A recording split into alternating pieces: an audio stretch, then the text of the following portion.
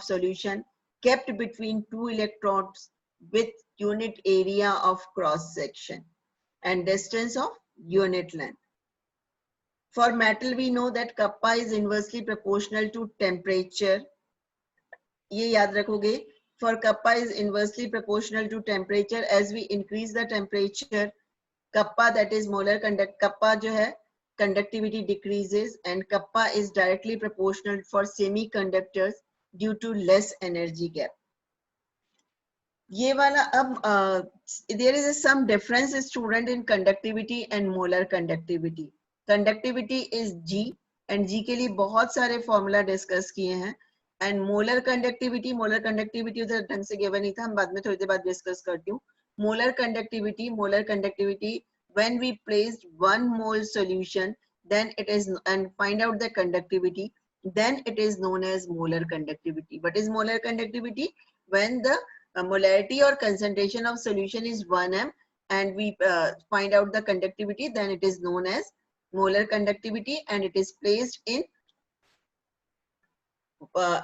between two electrodes with area of cross section A and distance of unit length. So lambda m is equals to kappa upon C. कल मैं numerical discuss करूंगी बेटा, तो ये जो numericals के लिए जो फॉर्मूला है ना, ये फॉर्मूला बहुत अच्छे से याद करना. यूनिट ऑफ क्या होती है इसकी? either kappa is equals to Simon meter minus 1 mole inverse or Simon meter square mole minus 1.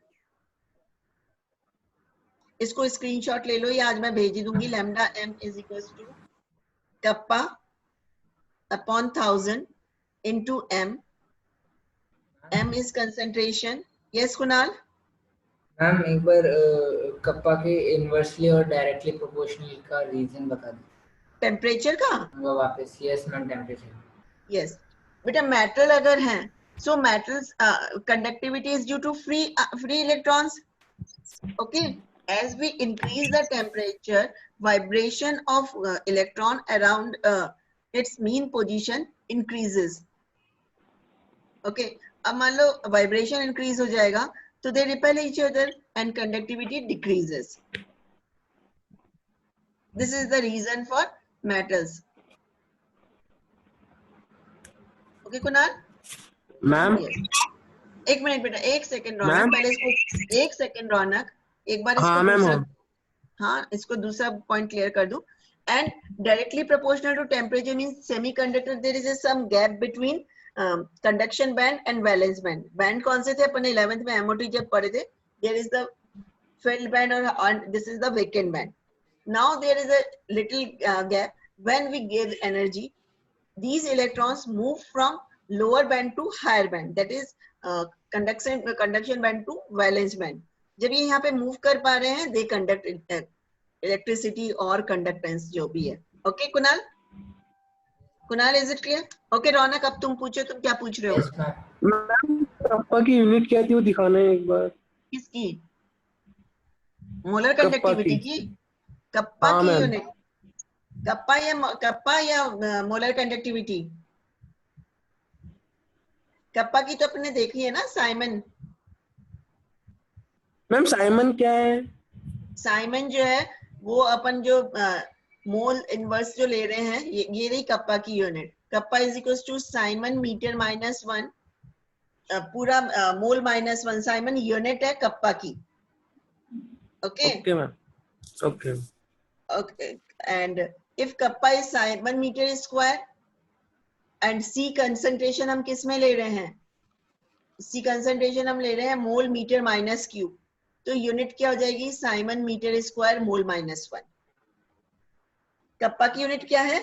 Kappa की यूनिट है siemens minus 1 Raunak, and C concentration unit है mole metre cube inverse. Cancel हो जाएंगे, then unit क्या आ जाएगी? Lambda M molar conductivity की siemens metre square mole minus 1. This is SI unit. SI unit है. एंड सेंटीमीटर में अगर अपन कन्वर्ट कर लेंगे इसको, then it is siemens centimetre square mole minus 1. सिर्फ ये फर्क आ जाएगा. ये मैं कह रही हूँ, इसको आपको लर्न करना पड़ेगा. ऑल्दो मैं भेजूंगी तो भी इसको अभी चाहे लिख लो हाईलाइट करके, जितने भी स्टूडेंट्स हैं आज. इस if kappa is present in Simon meter -1 and C is mole liter -1, जो कि जनरल कॉमन यूनिट होती है, then lambda m. लिख लो Raunak, Kunal, yes Saxena, it's for everyone, क्योंकि कल जब न्यूमेरिकल करेंगे तो ये छोटे से पॉइंट्स नहीं ढूंढ पाओगे.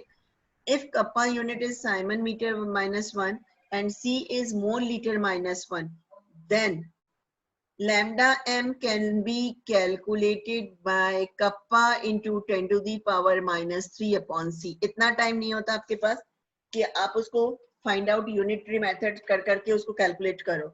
सो जस्ट अगर मीटर में है siemens metre -1 and mole litre -1, जो कि जनरली कॉमन यूनिट्स में देंगे, kappa into 10 to the power -3 into upon concentration. और अगर यूनिट है कप्पा की siemens centimetre -1 and concentration is in mole liter -1, mole liter -1, change हो जाएगा kappa into 1000 upon m. m is concentration.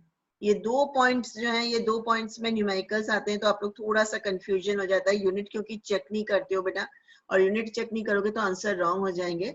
So these two are the common formulas on the basis of unit of kappa. Now variation of conductivity and molar conductivity lambda m with concentration. ये इस chapter का मतलब main theory part है, जिसपे कि alternate year पे question आते हैं. इधर 2 मार्क्स क्वेश्चन आ जाता है और 1 मार्क्स क्वेश्चन आ जाते हैं. Variation of conductivity and molar conductivity lambda m with concentration. What is the conductivity? Conductivity is kappa and molar conductivity is lambda. मैं बहुत धीरे धीरे इसको एक्सप्लेन कर रही हूँ क्योंकि आज एक्सप्लेनेशन है, सैटरडे और मंडे न्यूमेरिकल टाइम है. Conductivity. Kappa depends on upon electrolyte due to charge, size of ions, concentration, temperature and nature of solvent. ये शायद किसी को आई थिंक प्रोजेक्ट भी मिला है. अगर जिनको ये प्रोजेक्ट मिला होगा उनके लिए ये बहुत हेल्पफुल है. कंडक्टिविटी कप्पा किस किस पे डिपेंड कर रहा है? Depends upon electrolyte, either it is weak electrolyte और strong electrolyte, due to charge, plus positive charge ज्यादा है या कम है, size of ions, if smaller size होगा तो कंडक्टिविटी ऑब्वियस है ज्यादा होगी बिकॉज मोबिलिटी इंक्रीज हो जाएगी, concentration, temperature and nature of solvent. Temperature मैंने अभी बताया. फॉर मेटालिक और semiconductors, with increase in for metals, with increase in temperature conductivity decreases. For semiconductor, with increase in temperature conductivity increases, and for electrolyte it again with increase in temperature conductivity increases. So here is the explanation, students. Conductivity always decreases with decrease in concentration or increase, or conductivity always decreases with decrease in concentration or increase in dilution. For weak and strong electrolyte, मैं भी इसको explain कर रही हूँ पहले. As number of ions per unit volume that carry the current in a solution decreases on dilution. Yes. Conductivity क्या होगी? Always decreases with decrease in concentration. क्यों? कंसंट्रेशन डिक्रीज कैसे करोगे बेटा? आप एक एक करके आयंस तो पिक कर नहीं रहे हो. We add water, with addition of water, as soon as we add the water, concentration or number of ions per unit volume decreases. पानी ज्यादा हो गया, per unit volume में number of ions decrease हो जाएंगे. number of ions decrease हो जाएंगे, obvious है current और conductivity जो है वो कम हो जाएगी because कैरी करने के लिए वो कम हो जाएगा. So it is clear, Kunal, it is clear. So with increase, yes Ronak, कोई doubt?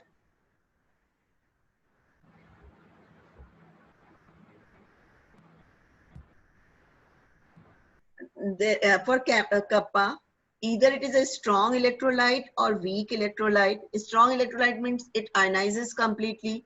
weak electrolyte, it ionizes partially. With increase in dilution, conductivity always decreases due to decrease in ion per unit volume which carry the current.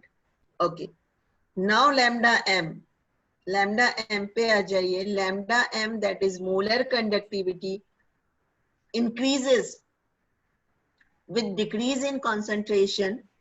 This is because यहाँ पे देख रहे हो बेटा, lambda m is equals to kappa upon c. हमने अभी formula देखा था. So lambda m is inversely proportional to c or concentration. And we know 11th में मैंने बताया था 1 upon c, that is 1 mole जो है in 1 upon c concentration is directly is equal to v. So lambda m is equals to kappa v.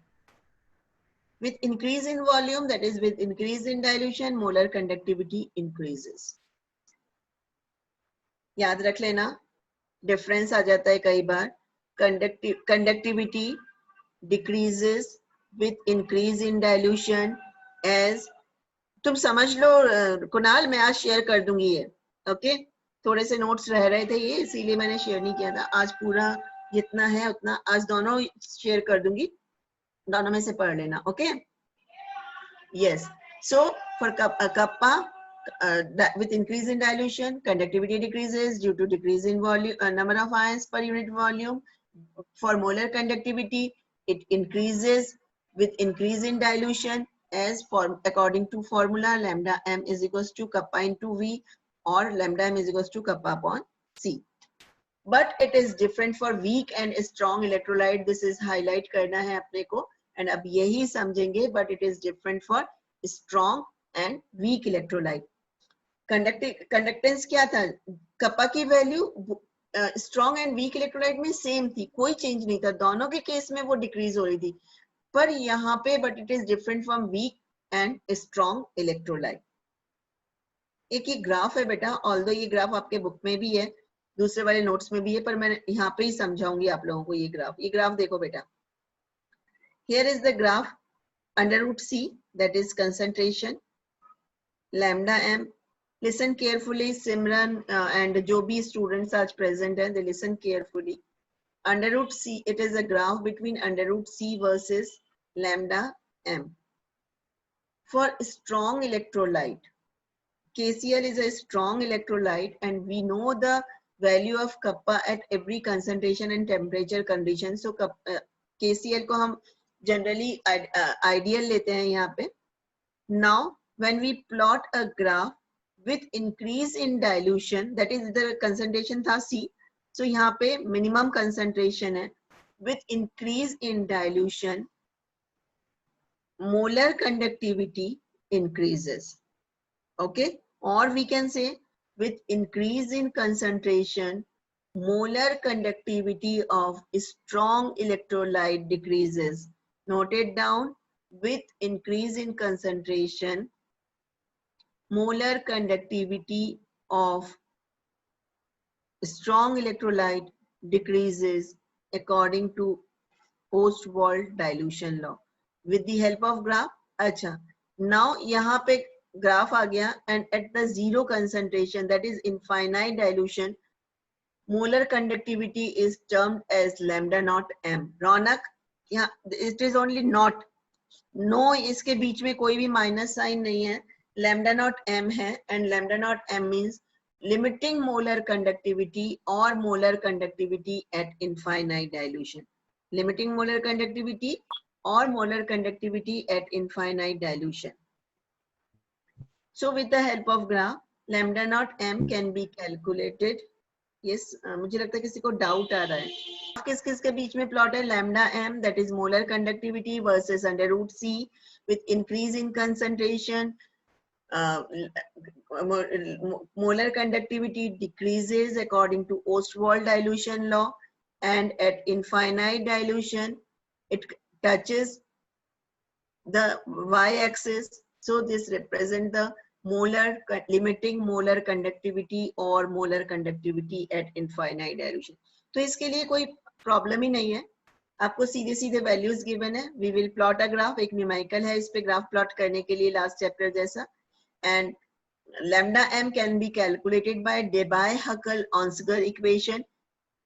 Debye-Huckel-Onsager equation given a relationship between lambda m and concentration. Lambda m is equals to lambda naught m minus a is constant, under root c. Now lambda naught m is calculated by extrapolation of graph.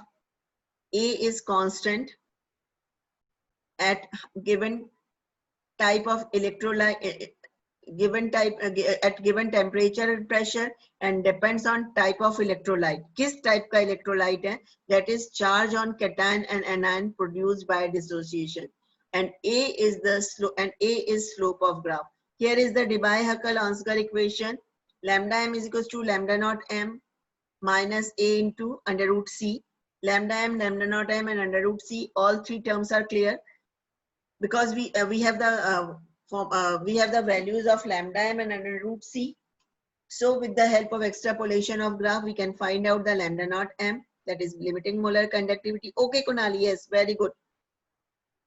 A is a constant and it is a slope of graph. As it is a minus, so it is a negative. और हमें पता है बेटा, I think आप लोगों ने physics में पढ़ा था, slope हमेशा calculate करते हैं y2 minus y1 upon x2 minus x1 से. So here y2 minus y1 एक line tangent plot करेंगे और tangent plot करके हम, ये physics में आपने पढ़ा है, फिर भी बता रही हूँ. And A depends, it is a constant and it is depend upon the given temperature and pressure and type of electrolyte, that is charge on cation and anion. Now for weak electrolyte, वापस graph पे आ रही हूँ.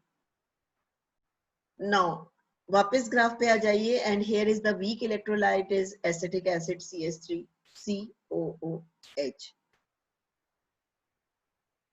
Now when we plot a graph between molar conductivity and concentration, as we know 11th में पढ़ा था, I think मुझे पता है कि आपको याद नहीं होगा equilibrium, but एक word आया था Ostwald dilution law, and उसके according था K, that is equilibrium constant is equal to is inversely proportional to under root C.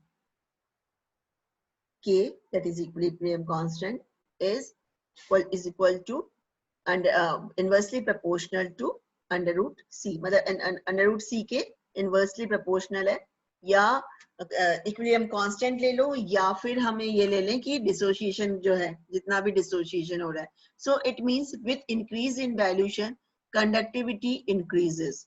Cursor पे ध्यान देना, it is for only weak electrolyte. For weak electrolyte with increase in dilution, molar conductivity increases steeply due to increase in dilution. एकदम ये सीधा बढ़ जाता है, और कहीं पे भी दोनों parallel line है, it is not possible to extrapolate and find out the limiting molar conductivity.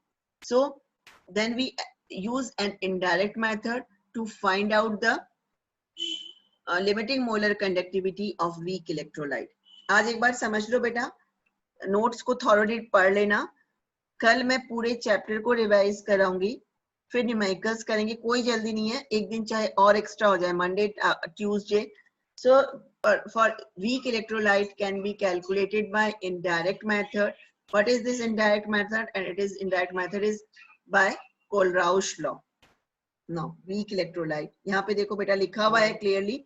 Notes पढ़ोगे तो क्लियर हो जाएगा. Weak electrolyte have low value of conductance at high concentration, and there is a rapid increase due to increase in the degree of ionization, therefore mobility of ion, and because ion-ion interaction decreases, and due to sharp rise in delta m value, lambda naught m cannot obtained by a graph. ये explanation है जो मैंने अभी समझाया कि with increase in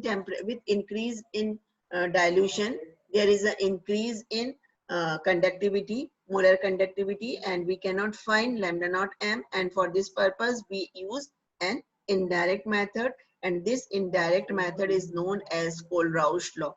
And alternate year पे मान लो बेटा, एक साल अगर molar conductivity, what is the effect of temperature on conductivity and molar conductivity, and or what is the effect of concentration of molar conductivity and conductivity. And third question आता है explain Kohlrausch law of independent migration of ion. Okay, ये तीन direct theory question इसमें से बहुत commonly आते हैं।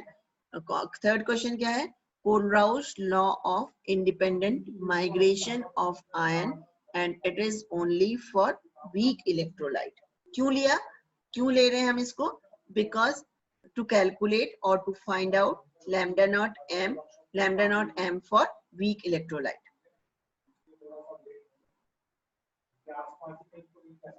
with the help of a strong electrolyte and calculate कैसे कर रहे हैं? With the help of a strong electrolyte. Now at definition है ये law है at infinite dilution when the dissociation of electrolyte is completed each ion makes a definite contribution towards the molar conductivity of the electrolyte. ये language बेटा थोड़ी सी easy करके लिखी है मैंने explanation के way में. So at infinite dilution, when the dissociation of electrolyte is completed, because at infinite dilution we think that weak electrolytes are completely ionized. Each ions make a definite contribution. मतलब अगर मान लो KCl, NaCl, KCl है, NaCl है, and MgCl2 है. Here, which is common? Cl ion is common. So it's hardly matter what is the cation. Either it is K, Na, Mg, Ca+2, इससे कोई फर्क नहीं पड़ेगा. Cl की अपनी molar conductivity होगी at infinite dilution. Is it clear? Same way, KCl, KNO3, KBr, KF. Here K is common, anion is different. Again, it is independent. मतलब अपनी खुद की individual identity होती है ions की at infinite dilution. ये main बात है. At infinite dilution, that is zero concentration, every ions have its own limiting molar conductivity. मतलब उसकी अपनी individual identity होगी, individual ion का contribution होगा, value होगी, उसका counter ion का कोई फर्क नहीं पड़ेगा. So according to Kohlrausch, at infinite dilution, when the dissociation of electrolyte is completed, each ions make a definite contribution towards the molar conductivity of the electrolyte, irrespective of the nature of counter ion with which it is associated. मैंने अभी कहा कोई फर्क नहीं पड़ेगा बेटा इसका, and can be represented as the, ये यहाँ पे एक फॉर्मूला है बेटा, इस पे न्यूमेरिकल्स हैं. lambda naught m for weak electrolyte or strong electrolyte, it is calculated by nu plus lambda naught plus nu minus lambda naught minus. What is nu plus and nu minus? Nu plus and nu minus is the number of ions. यहाँ पे nu frequency नहीं है, nu is number of ions. What is the meaning of lambda naught plus and lambda naught minus? It is limiting molar conductivity of cation and nu naught minus is anion. एक बार आज कल एक बार दोबारा revise कराऊंगी बेटा, because ये बहुत important है. So strong electrolyte, for strong electrolyte, limiting molar conductivity can be calculated by Debye-Huckel-Onsker equation. What is this equation? Lambda m is equals to lambda naught m minus a under root c. With the help of value, जैसे आप लोग graph plot करते हो, हम slope और उससे calculate कर सकते हैं. ओके, एंड वीक इलेक्ट्रोलाइट के लिए हम कैलकुलेट नहीं कर सकते, बिकॉज ये मानते हैं according to Ostwald dilution law, at infinite dilution, its ionization increases rapidly और steeply. बहुत ज्यादा ionize हो जाएगा, complete ionization हो जाएगा, and two parallel lines. ये जो ग्राफ था बेटा, ये parallel lines आएंगी, so it is not possible. So in case of weak electrolyte, an indirect method is used by Kohlrausch with the help of a strong electrolyte, as according to Kohlrausch. Yes, है ना? Okay, ma'am. देखो तुम check करो. At infinite dilution, the dissociation of electrolyte is completed. Each ion make a definite contribution. And तो कैसे contribution देगा उसका? Number से तो मल्टीप्लाई करना पड़ेगा ना. ये तो 1 मोल के लिए है. And दूसरा सेम ही चीजें हैं. और limiting molar electrolyte can be represented as the sum of the individual contribution. Yes, Kunal? से अपन क्या फाइंड नहीं कर सकते? वीक इलेक्ट्रोलाइट का हम, एक मिनट, समझ गई मैं, वीक इलेक्ट्रोलाइट का हम limiting molar conductivity, that is molar conductivity at infinite dilution calculate नहीं कर सकते। क्यों? वाई अगर आता है, because at infinite dilution ionisation completed. लिख रहे हो क्या तुम नोट डाउन कर रहे हो Kunal? Yes ma'am.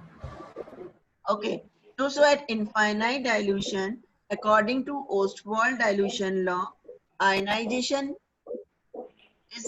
ionization completed, and there is a steep rise with parallel line. Straight line with parallel to y-axis. Okay, तो कहीं पे भी जब मैम कट नहीं करेगा, हाँ क्या? स्ट्रॉन्ग में कैलकुलेट कर सकते हैं? अरे स्ट्रॉन्ग में भी देखो ना, ये देखो रौनक, कहाँ गए तुम? रौनक ये देखो फॉर्मूला देखो बेटा, ये ग्राफ देखो, KCl स्ट्रॉन्ग इलेक्ट्रोलाइट है रौनक, हाँ मैम, हाँ। लैम्डा अंडर रूट सी, ये वाला जो पॉइंट है, इस पॉइंट पे इनफाइनाइट डाइल्यूशन है, बिकॉज राइट साइड में कंसंट्रेशन इंक्रीज हो रही थी, तो यहाँ पे तो एकदम डाइल्यूशन होगा, और इस डाइल्यूशन पे इनफाइनाइट डाइल्यूशन पे लैम्डा नॉट एम को हमने एक्स्ट्रापोलेट किया है। जहां तक भी ग्राफ था ना, ये एक्चुअली डॉटेड लाइन है, ये एक्स्ट्रापोलेट किया है, दैट इज पीछे की साइड में जब बढ़ा रहे हो, वो जहां पे भी कट कर रहा है, दैट इज 0 पॉइंट हो गया, इनफाइनाइट डाइल्यूशन हो गया, और ये लिमिटिंग मोलर कंडक्टिविटी है फॉर स्ट्रॉन्ग इलेक्ट्रोलाइट। हम कैलकुलेट कर सकते हैं। मैम एक बार है ना ग्राफ के थ्रू लैम्डा एम और लैम्डा एम नॉट थोड़ा एक्सप्लेन कर। किस ग्राफ के थ्रू? लैम्डा एम तो बेटा मोलर कंडक्टिविटी है किसी भी डाइल्यूशन पे, और उसको कैलकुलेट करने के लिए आप कोलराउश वाला फॉर्मूला यूज कर सकते हो, जो कोलराउश वाला ये वाला फॉर्मूला है, ये तो लैम्डा नॉट एम के लिए है, सॉरी। लैम्डा एम आपको, लैम्डा एम जो है आपको ये वाला जो फॉर्मूला था ना, lambda M is equals to kappa upon C, Raunak, हाँ मैम, हाँ। Lambda M is equals to kappa upon C. और मैंने तुम्हें अभी थोड़ी देर पहले बताया था स्टार्टिंग में कि एक उसको स्क्रीनशॉट लेके रखो या कल लिख के रखोगे, लैम्डा अगर यूनिट है कप्पा की साइमन मीटर -1, तो lambda M is equals to kappa into 10 to the power -3 upon C, C means M. Okay, ये बिल्कुल माइंड में back of the mind fit कर लो सब लोग। एंड अगर क्योंकि कैलकुलेट करने की वहां पे टाइम नहीं मिलेगा, एंड अगर साइमन सेंटीमीटर -1 है कप्पा की unit, then it is lambda m is equals to kappa into 10 to the power upon 3 upon c. तुमने lambda m कैलकुलेट कर लिया? एनसीईआरटी निकालोगे मैम? हाँ क्या? हाँ, कप्पा डैश कर रखा है, a अपॉन l, ये तो मैंने ये तो g और g एस्ट्रिक्स निकालने वाला फॉर्मूला है ना बेटा, जो अपन ने कल डिस्कस किया था, ये तो कप्पा निकालने का फॉर्मूला है। कप्पा मींस मोलर कंडक्टिविटी नहीं है Raunak, there is a difference between lambda M and kappa. पहले तो तुम ये समझो, कप्पा क्या है? हाँ कप्पा है कंडक्टिविटी, ठीक है? हाँ मैम। एंड हम वही सेम वे ले लेते हैं उसका कि यूनिट लेंथ है, और यूनिट लेंथ है, area of cross section A है, ए बाई एल से, एंड लैम्डा एम जो है वो है मोलर है, molar, 1 mole solution which is easily accommodated in V volume of the solution. So it depends on concentration. हमने specify कर दिया है 1 mole. Okay? Okay ma'am. So तो दोनों के लिए फॉर्मूला डिफरेंट है।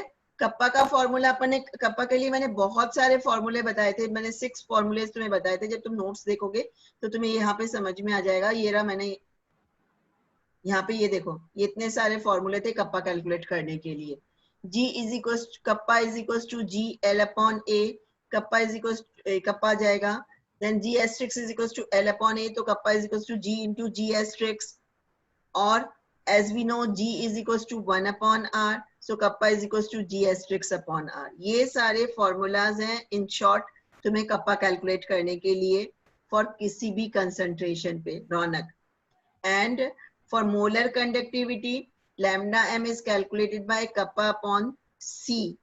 Okay, and it depends on unit of the kappa, कि अगर आपके साइमन मीटर -1 में है। इजी वे बता रही हूँ, तुम कैलकुलेट भी कर सकते हो 10⁻³ एंड अगर साइमन सेंटीमीटर -1 है सो 1000। अब हम मैम इसका वेरिएशन, मतलब अपन को यूनिट में ज्यादा ध्यान देना पड़ेगा। यस यस, यही तो तब से समझा रही हूँ बेटा। अभी न्यूमेरिकल कल डिस्कस करेंगे ना, तो तब एग्जाम्पल हाँ जब मैम। तो थ्योरी को आज पढ़ के रखो, ताकि न्यूमेरिकल कल डिस्कस कर लेंगे अपन।